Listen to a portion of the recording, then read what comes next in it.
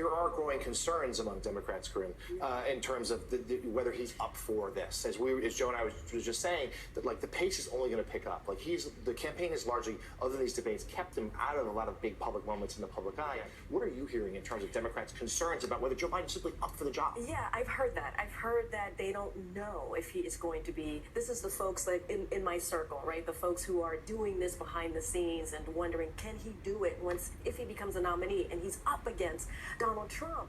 And look, he has been a skilled debater. We saw him with Sarah Palin. We've seen him in the past. The question is, does he still have his stuff? And spontaneity. Yeah, and how sharp is he?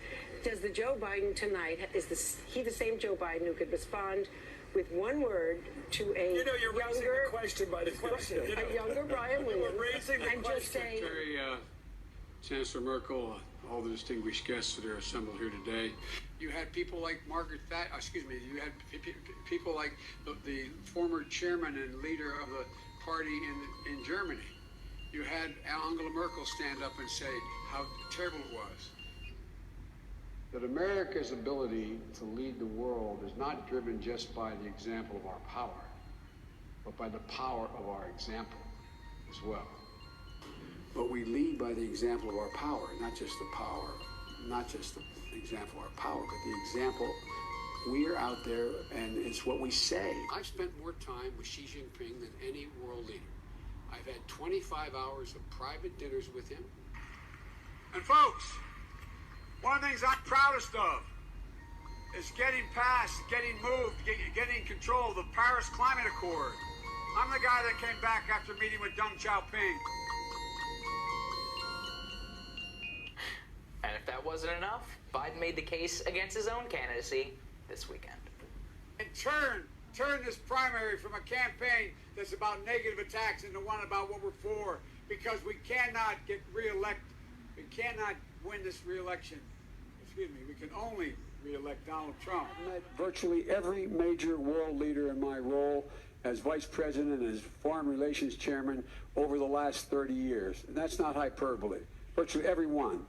I don't know a single solitary one who would not change places with the problems the President of the United States has versus the problems they have.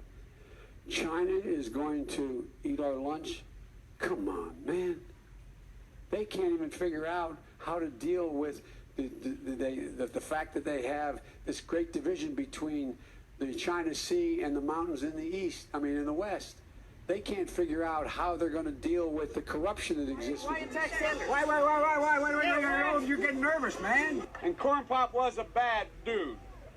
And he ran a bunch of bad boys. I'm not sedentary. I get up and no, let him go. Let him go. Look, the reason I'm running is because I've been around a long time and I know more than most people know. And I can get things done. That's why I'm running. And you want to check my shape on, let's do push-ups together here, man. Let's run. Let's do whatever you want to do. Let's take the next. You ever been to a caucus? No, you haven't. You're a lying dog-faced pony soldier. You said you were. Make sure make sure you have the record player on at night, the phone. And so he was up on the board, wouldn't listen to me. I said, hey, Esther, you, off the board, or I'll come up and drag you off. We hold these truths to be self-evident. All men and women created by you know the thing.